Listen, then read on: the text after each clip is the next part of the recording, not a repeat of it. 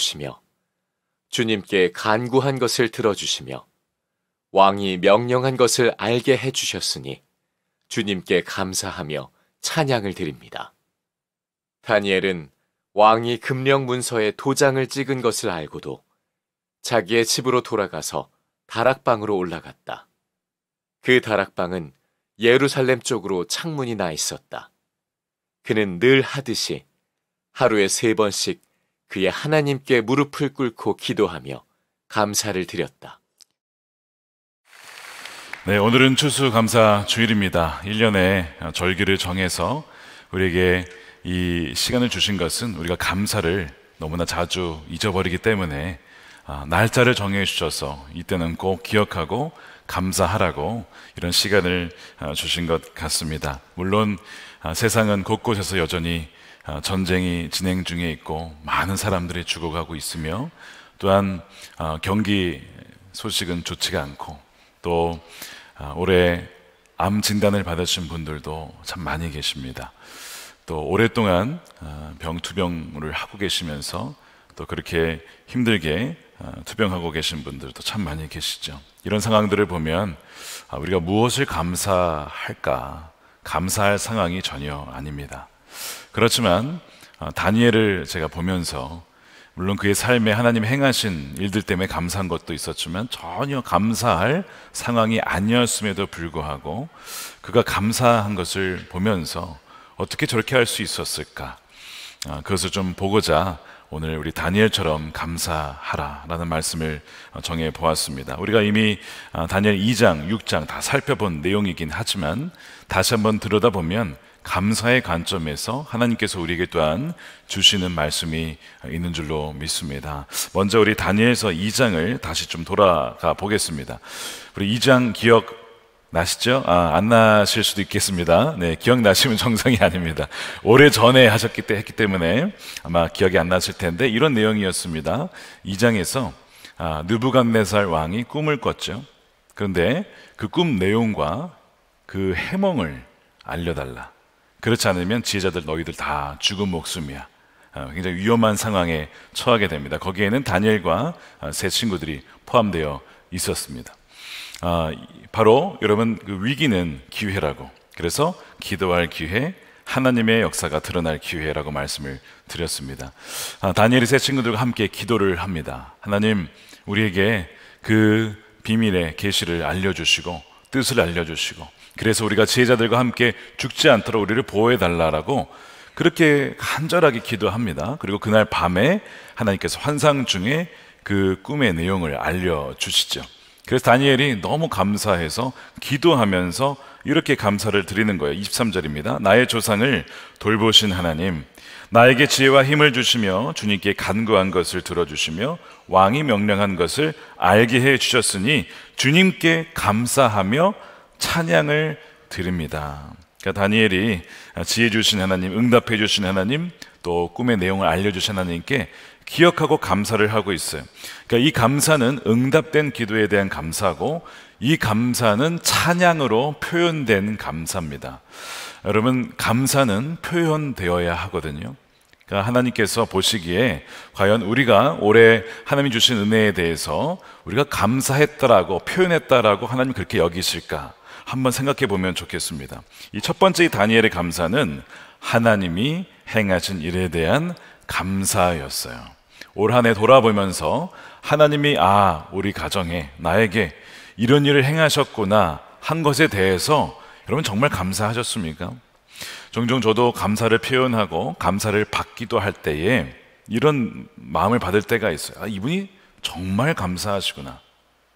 아니면 그냥 말로만 감사한 건지 정말 너무 감사한지가 이렇게 구분될 때가 있습니다.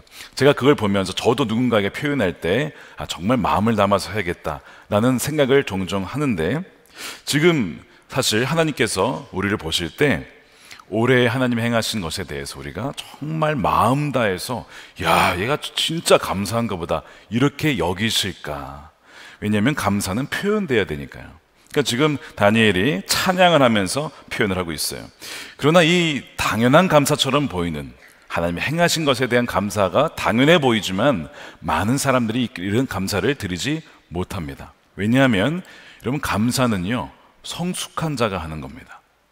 여러분, 아이들 길러보시면 아시겠지만 아이들이 어린 시절에 부모님이 뭘 해주면 감사해야 합니까? 아니, 당연하게 받습니다. 당연히 받는 거예요. 감사해를 잘 모릅니다. 나중에 크고 성숙하고 철이 들면 감사합니다를 알게 되죠. 또 우리가 자라면서 결혼을 하고 자녀를 낳아 보니까 부모님께 더 감사하게 되는 것을 깨닫게 돼요. 그러니까 감사는 성숙한 자가 할 수가 있는 거예요. 다니엘이 감사했다는 것은 그가 영적으로 성숙했다는 바로 증거입니다. 그러다 보니까 감사를 놓치고 또 감사를 하지 못하는 사람들이 상당히 많다는 거예요. 그리고 예수님은 바로 거기에 의아해 하십니다. 누가복음 17장에 보면 나병 환자 10명이 있었어요. 예수님이 예루살렘 가던 길에 어느 마을에서 그 10명이 소리치는 것을 듣습니다. 다윗의 자손 예수여 우리를 긍휼히 여기소서, 뭐 이렇게 외치니까 가던 길이었지만 예수님의 MBTI가 뭐라고요? F였습니다. 그래가지고 긍휼히 여기시고 마음에 끌리셔서 일을 잠시 중단하고 그렇게 외치는 자들에게 가서 무슨 얘기를 하시냐면 제사장에게 가봐라, 이런 얘기를 해요. 그러면 그 사람들이 그 말을 듣고 가다가 병이 났어요. 그러니까 믿음으로 반응한 것이죠. 그러니까 가다가 나아가지고 너무 감사한데 그 중에서 한 명만 가던 길에서 돌아서서 다시 예수님께 되돌아옵니다.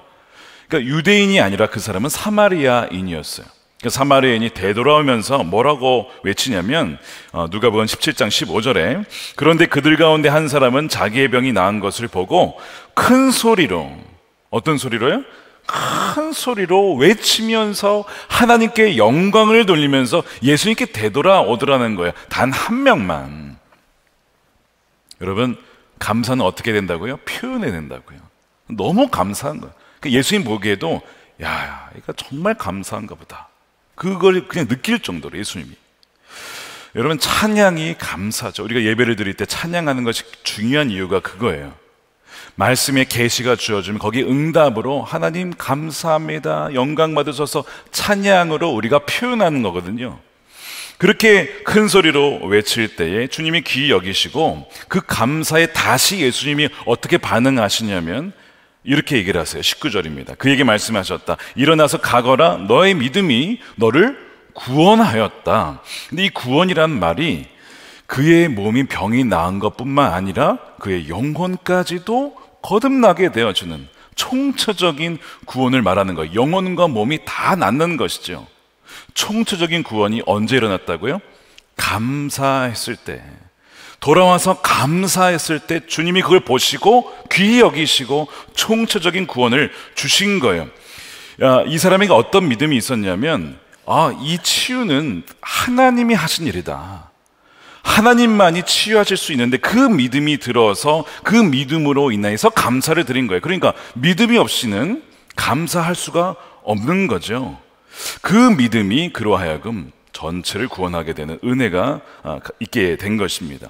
그러니까 이 감사라는 것은 우리의 인생이 철저하게 주님께 의지하고 있다라는 것, 의존하고 있다는 것을 깨달을 때에 감사하게 되고요, 감사한다는 것은 겸손하다는 거예요. 겸손한 자는 감사합니다. 반면에 교만한 자는 감사하지 않죠. 내 공로고 내 능력이고 혹은 내가 마땅히 받을 만한 권리가 있어 라고 주장하면 여러분 감사가 나올 수가 없는 겁니다. 사람들은 이 사마리아인을 우습게 여겼을지도 몰라요. 그 당시 유대인들이 경멸했는데 예수님은 오히려 이 사마리아인이 굉장히 믿음의 사람이라고 칭찬을 하십니다. 우리가 성령 충만이라고 이렇게 얘기를 하죠. 우리 성령 충만해야 됩니다. 여러분, 무엇이, 어떤 상태가 성령 충만한 상태일까요? 이걸 점검해 보시면 돼요. 감사 충만입니다. 성령 충만한 사람은요, 감사 충만해요. 그러니까 우리의 신앙을 점검할 때에도 내 입술에 감사가 충만한가 불평이 충만한가를 보면 내 영적인 상태를 점검해 볼 수가 있는 거거든요. 그러니까 이 사람이 감사로 충만한 것이죠. 예수님 보기에 다른 9명도 이렇게 되어야 되는데 돌아오지 않았단 말이에요. 너무 이상하게 여겼어요. 그러면서 그 9명을 찾습니다. 17절에 그래서 예수께서 말씀하셨다. 10사람은 깨끗해지지 않았느냐. 그런데 9사람은 어디에 있니? 9사람은 어디에 있냐가 찾으시는 겁니다. 저는 이제 말씀을 묵상하면서 혹시 내가 이 9사람에 들어가 있는 것은 아닐까? 얘가 왜 감사하지 않지? 주님이 그렇게 의아해 여기시진 않을까라는 생각을 하게 되었어요. 왜 이들이 감사하지 않았을까요? 여러 가지 이유가 있겠죠. 어쩌면 하나님이 행하신 일이라고 생각하지 않고 우연히 벌어진 일이라고 생각했을 수도 있어요. 혹은 하나님이 하셨더라도 아까 말씀드린 대로 내가 치유받을 만한 자격이 있지, 내가 잃어버린 권리를 되찾았어 라고 생각해서 감사하지 않았을 수도 있습니다. 여러분, 지난 한 해를 돌아보면서 혹시 내가 감사를 놓치진 않았는가, 이 9사람에 속해 있지는 않은지를 한번 돌아보시길 바랍니다. 제가 몇 주 전에 감사를 깨닫게 된 어떤 그 이메일을 받게 됐습니다. 이 제목을 이렇게 보내신 거예요. 순례자의 감사 편지라고.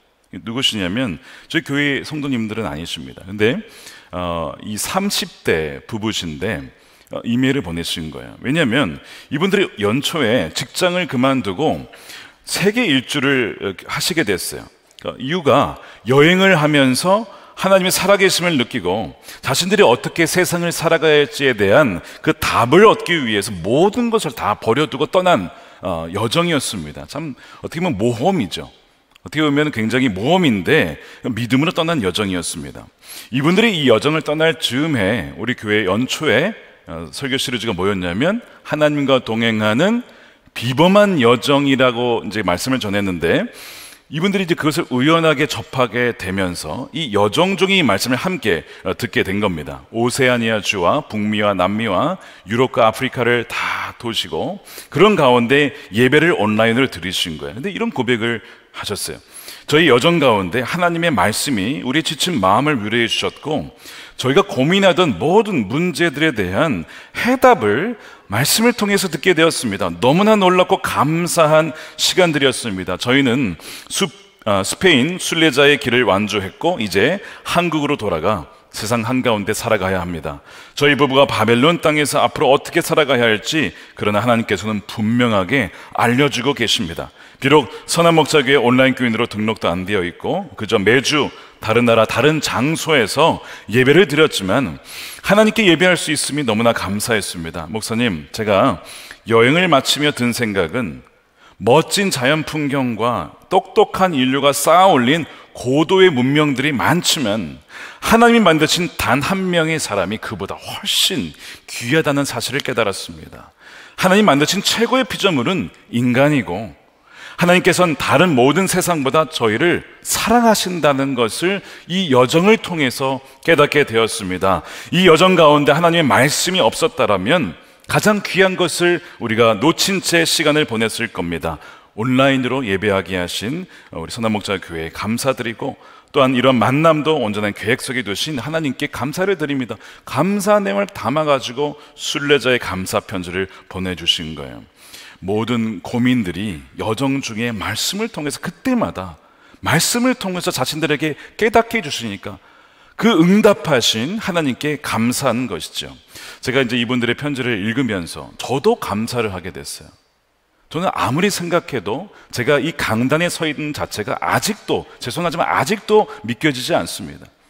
존경하는 우리 유기성 원로 목사님의 뒤를 이어서 이 강단에서 말씀을 전한다, 상상할 수 없는 일이고, 저 캔자스 시골에서 양치다 왔거든요. 그렇게 불러주셔서 써주신 것이 감사한데 이 편지를 읽으니까 정말 하나님께 너무 감사하다라는 그 고백을 함께 드리게 되었어요. 그러면서 이 감사 편지를 통해서 저에게도 하나님께서 행하신 일들을 잊지 말고 감사하자, 그런 다짐을 다시 한번 하게 되었습니다. 왜냐하면 감사는 하나님을 기억하게 하고 그 감사는 또 다른 감사를 낳기 때문에 그래요. 다니엘의 기도에 응답하신 하나님께 감사하자. 하나님이 거기에 어떻게 응답하신지 아십니까? 그 뒤에 나와요. 2장 48절인데 왕은 다니엘의 지위를 높이고 귀한 선물을 많이 주며 그를 바벨론 지역의 통치자와 바벨론 모든 지혜자의 어른으로 삼았다는 거예요. 하나님께서 그를 높여주셨어요. 물론 여러분, 감사가 감사가 항상 이런 결과를 가져오는 것은 아닙니다. 또한 이런 결과를 노리고 감사하는 것도 바른 동기가 아니죠.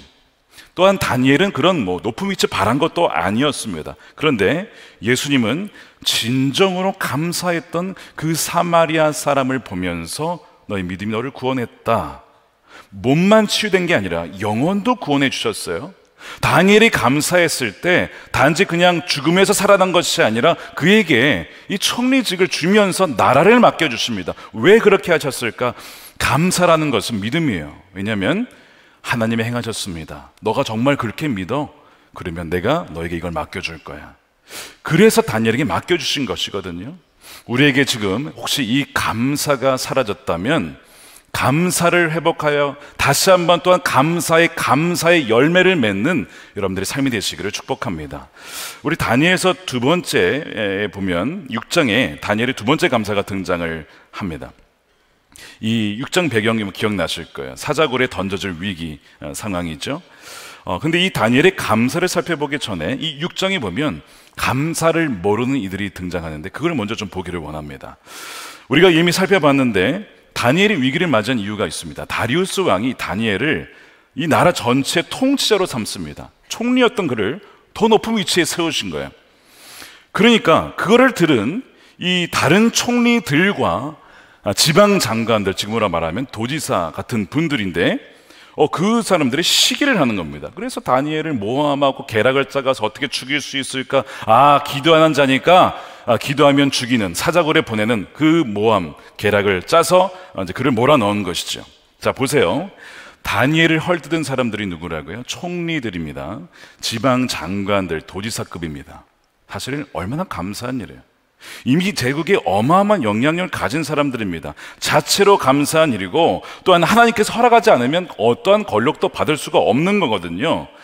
그런데 이들에게 감사한 마음이 없고 어떤 마음이 있었냐면 욕심이 있었어요. 내가 그 자리에 가야 되는데 다니엘과 같은 이방 나라 출신 그 사람이 올라간 것이 너무 마음이 좋지 않은 거예요.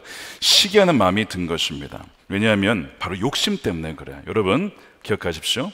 욕심과 감사는 반비례합니다. 욕심이 커지면 감사가 낮아지고요. 욕심이 낮아지면 감사가 커져요. 욕심과 시기는 정비례합니다. 욕심이 커지면 시기도 커져요. 왜? 내가 가져야 될 그것을 다른 누군가가 갖고 있기 때문에 그렇습니다. 반면 욕심이 낮아지면 시기도 적어지게 마련이죠. 이게 연결되어 있는 것인데요. 이 총리들과 지방 장관들에게는 감사보다는 더 높은 자리, 더 큰 영향력이라고 하는 욕심이 자리 잡고 있었습니다. 그러니까 다니엘이 통치자가 된다고 하는 소식을 들으니까 불행한 겁니다. 여러분, 비교하면 불행해지기 시작해요. 비교하는 거예요. 이미 자신도 받은 게 얼마나 많습니까? 비교하니까 불행하기 시작했고 시기하고 참을 수가 없는 거예요. 뭐 때문에 그렇다고요? 욕심 때문이라고요.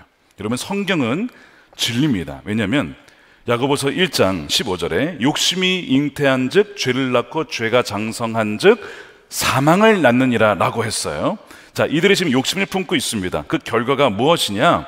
결국 그 역풍을 맞이하게 되죠. 그래서 뭘 받게 되냐면 그들과 가족들이 사자굴에 던져집니다. 다니엘서 6장 24절에 왕이 명령을 내려서 다니엘을 헛뜯은 사람들을 데려오게 하고 그들과 그 자식들과 아내들이 사자굴에 던져져요. 끔찍한 일입니다. 근데 이 모든 시작이 뭐냐면 감사를 잃어버리고 욕심을 품었기 때문에 그래요. 여러분, 욕심은 사망을 낳게 됩니다. 여러분, 마음에 지금 어떤 욕심이 있으세요? 여러분, 마음에 정말 감사가 있으십니까? 아니면 욕심으로 가득 차 있습니까? 그러니까 세속도시에서는 이 한 사람의 욕심 때문에 온 가정이 파탄에 빠지는 일들이 비일비재합니다. 한국도 마찬가지인데 미국의 카지노 때문에 집 재산과 모든 것을 다 날려먹는 분들이 너무나 많아요. 이 돈 욕심에 빠졌기 때문에 그렇습니다. 다시는 도박을 안 하겠다고, 심지어는요 좀 끔찍한데 손가락도 잘라요. 안 하겠다 이거야. 이제 안 하게 너무 심하니까. 근데 여러분, 그럼 뭐합니까? 잘린 손가락 가지고 다시 도박을 해요. 아니, 손가락이 무슨 죄예요? 마음이 문제지, 욕심이 문제인데 그렇게까지 가가지고 하고 있는 것을 보게 됩니다. 한국도 마찬가지죠. 여러분, 건강한 투자가 필요하죠. 건강한 투자, 지혜로운 투자가 필요합니다. 그런데 부동산과 주식에 투기에 빠져서, 욕심에 빠져서 했다가 다 날리고 빚을 지고 그걸 또 자녀들에게 물려주는 그런 일들이 여러분 한두 명이 아닌 것이죠. 그러니까 이 자족과 감사가 사라진 욕심은 온 가족을 사자굴에 집어넣을 수가 있다는 거예요. 여러분, 욕심은 사망을 낳지만 감사는 우리로부터 뭐냐면 욕심과 시기로부터 자유롭게 합니다. 왜냐하면 감사와 욕심은 양립할 수가 없어요. 감사한 사람에게는 그런 욕망, 잘못된 욕심이 없기 때문에 그래요. 그래서 감사는 우리를 살리는 거예요. 지금 여러분들은 감사로 정말 충만하십니까? 아니면 욕심으로 충만하십니까? 우리 주님께서 오늘 우리에게 말씀을 통해서 우리 영혼을 돌아보라고 주시는 말씀인 것이죠. 다시 다니엘서 6장 말씀으로 돌아가 봅시다. 다니엘을 헐뜯는 사람들이 우글거리고 있어요. 자기가 죽음을 맞이할 수도 있는 위기의 상황입니다. 그런데 그는 늘 하던 대로 하루에 3번 기도하면서 감사를 드리죠. 자, 6장 10절 말씀인데 우리 함께 다시 읽어보겠습니다. 시작. 다니엘은 왕이 금령 문서에 도장을 찍은 것을 알고도 그는 늘 하듯이 하루에 3번씩 그의 하나님께 무릎을 꿇고 기도하며 감사를 드렸다. 지금 감사할 상황이 전혀 아니에요. 가장 위험한 시기를 만나고 있는데 뭘 감사할 지금 때입니까? 위기의 상황과 풍파의 시기에. 그러나 그는 감사하는 거예요. 하나님이 범사에 감사하라. 그 범사에는 기쁠 일, 즐거워할 일도 있지만 슬픈 일도 있고요, 위기의 때도 있거든요. 그때도 감사를 명하시는 거예요. 왜 그러실까요? 1897년입니다. 미국 감리교 부흥사였던 존슨 오투먼이 찬송가 작사를 하는데 세상 모든 풍파 너를 흔들어. 여러분 아실 거예요. 세상 모든 풍파 너를 흔들어 약한 마음 낙심하게 될 때 다 같이 내려주신 주의 복을 세어라. 주의 크신 복을 내가 알리라. 받은 복을 세어 보아라. 크신 복을 내가 알리라.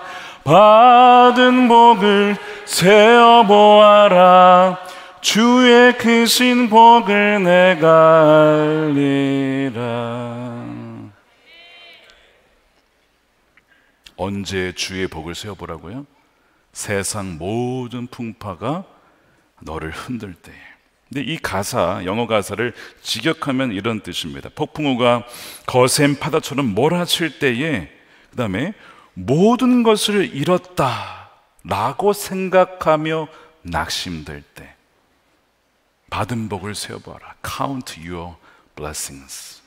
하나님이 지금까지 베풀어 주신 은혜를 한번 세어봐. 그때 세어봐. 얼마나 감사한지. 이 다니엘이 가장 인생의 위기의 순간에 늘 하던 대로 기도하며 감사했다는 고백을 하는데, 어떤 기도를 감사했을까? 바벨론 포로로 끌려올 때 그 1000km 이상의 여정을 지켜주신 하나님, 뜻을 정하여 왕의 음식을 거절했을 때에도 죽임당하지 않고 지켜주신 하나님, 지혜자들과 함께 죽을 위기 있을 때에도 응답해 주신 하나님, 꿈들을 해몽할 지혜를 주신 하나님, 자신을 총리로 높여주셔서 세속적 도시 한복판에서 하나님이 살아계심을 증거케 하신 하나님, 바벨론 제국 때에 쓰임받은 것도 감사한데 페르시아 제국 때에도 시대가 바뀌고 나라가 바뀌어도 정권이 바뀌어도 나를 써주신 하나님, 80평생 건강을 지켜주시고 80인생 세속적 도시에서 선하게 나를 하나하나 정확하게 인도하신 하나님, 무엇보다 짐승과 같은 시대 난폭한 세상 속에 믿음을 잃어버릴 수도 있지만 나의 믿음을 굳건하게 지켜주신 그 하나님, 모든 풍파가 밀려오는 때에도 말할 수 없는 평강으로 나와 함께 하신 그 하나님께 감사했을 겁니다. 이것이 다니엘의 감사 기도였어요. 지난 날을 돌아보니까 너무 감사한 거예요. 그러면서 그의 감사는 거기에 그치지 않고 두 번째 감사로 가는데, 다니엘의 감사는 하나님이 앞으로 행하실 일에 대한 미리 감사였다는 겁니다. 우리 따라해 보겠습니다. 미리 감사. 네, 기억하기 쉽죠? 미리 감사. 그는 자신을 지켜주실 것을 믿고 미리 감사를 드린 거예요. 사자굴에서도 하나님이 함께 하실 것을 믿고 감사를 드린 겁니다. 그 증거가 뭐냐? 히브리서 11장에 나와요. 11장에 믿음의 전당들의 그 사람들의 명단이 쭉 나오는데, 마지막에 32, 33절에 보면 이런 구절이 나옵니다. 그들은 믿음으로 나라들을 정복하고 정의를 실천하고 약속된 것을 받고 사자의 입을 막고, 이게 누굽니까? 다니엘을 말하는 거예요. 믿음으로 사자의 입을 막았다는 겁니다. 그러면 그가 지금 기도한 것은 뭐냐면, 하나님, 사자굴에 던져져도 사자의 입을 막으실 줄 믿고 미리 감사드립니다. 그 기도였다는 거거든요. 그러니까 지금 다니엘은 미리 감사를 하는 거예요. 그러니까 지난 일에 대한 감사 너무 중요하지만 미리 믿음으로 드리는 감사, 주님이 기뻐하세요. 왜냐하면 믿음이 없이는 하나님을 기쁘시게 할 수 없다. 미리 감사는요, 믿음으로 드리는 감사이기 때문에 그렇습니다. 미리 감사의 대가는 바로 예수님이셨습니다. 성찬 때에 떡을 떼시면서 감사하시고 잔을 주시면서 감사하시고, 왜냐하면 자신의 죽음으로 인해서 이 제자들과 온 인류가 구원을 얻고 죄사함을 받고 아버지께로 돌아가 그 관계를 회복할 것을 믿으니까 미리 감사를 드리는 것이죠. 나사로가 죽었습니다. 죽어서 예수님이 늦게 오셨죠. 사람들이 다 슬퍼해요.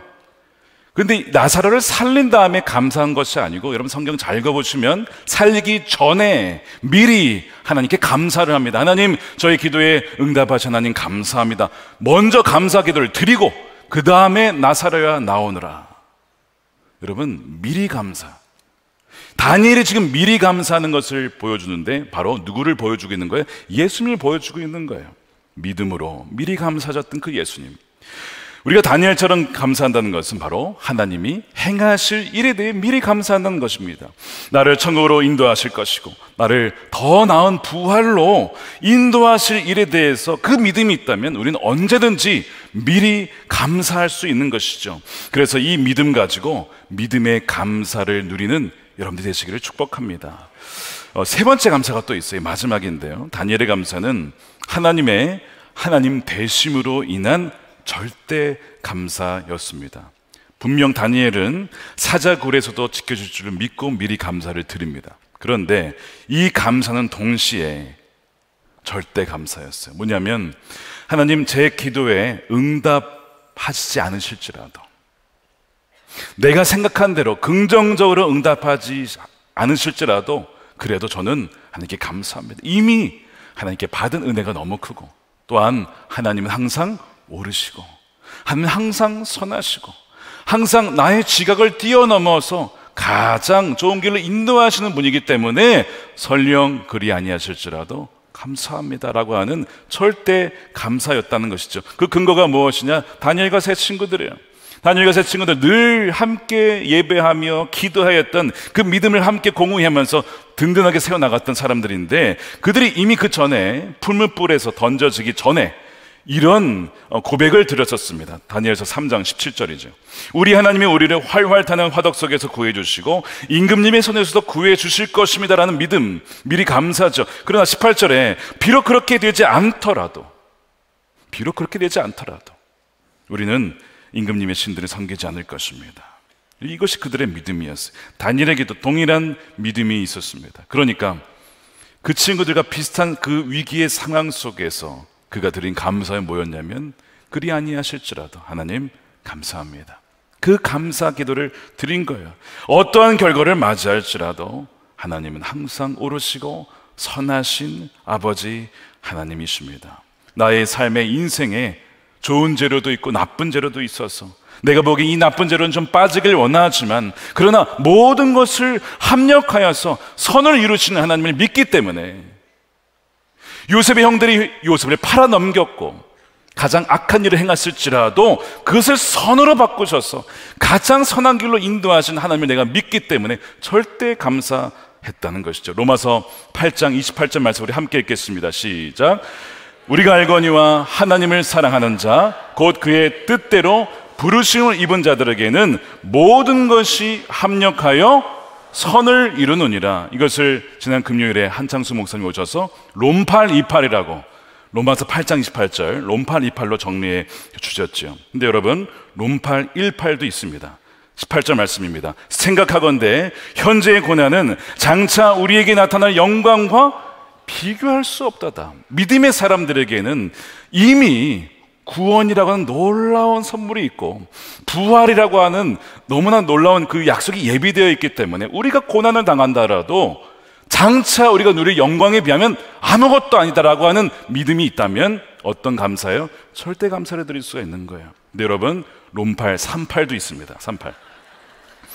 내가 확신하노니 사망이나 생명이나 천사들이나 권세자들이나 현재일이나 장래일이나 능력이나 높음이나 깊음이나 다른 어떤 피조물이라도 우리를 우리 주 그리스도 예수 안에 있는 하나님의 사랑에서 끊을 수 없으리라. 저는 이 구절을, 롬팔 38 구절이 저희 친할아버지 묘비에 새겨져 있어요. 어린 시절에 늘 추석이 되면 가게 되면요, 그 비석에 쓰여진 이 말씀을 보곤 했습니다. 아버지, 왜 이 구절이 여기 적혀 있는 거예요? 말씀해 주셨어요. 할아버지가 젊은 시절부터 신앙생활을 하시면서 늘 이 말씀 붙잡고 사셨어. 저희 할아버지는 40대 초반에 갑자기 하나님의 부르심을 받으셨어요.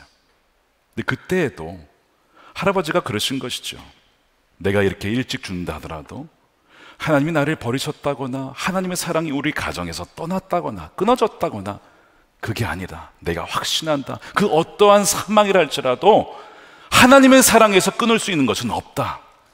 그 말씀을 전해주시고 저희 아버지가 그 신앙을 받으셔서 딸을 잃어버리는 아픔 중에서도 하나님의 사랑은 한 번도 끊어진 적이 없어.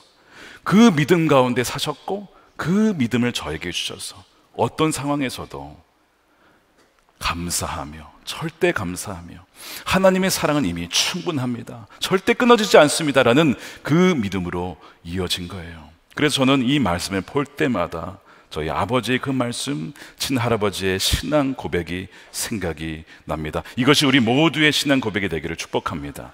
다니엘이 하나님의 행하신 일들에 대해서 감사하고 다니엘이 하나님의 행하실 일에 대해서 미리 감사하고 또한 하나님이 어떤 하나님이시든 하나님 되심으로 인해서 절대 감사하는 그 감사를 드렸습니다. 다니엘처럼 우리도 그렇게 감사를 회복해서 우리의 삶에서 하나님의 행하신 일들을 높여드릴 수 있는 여러분들의 삶이 되시기를 축복합니다.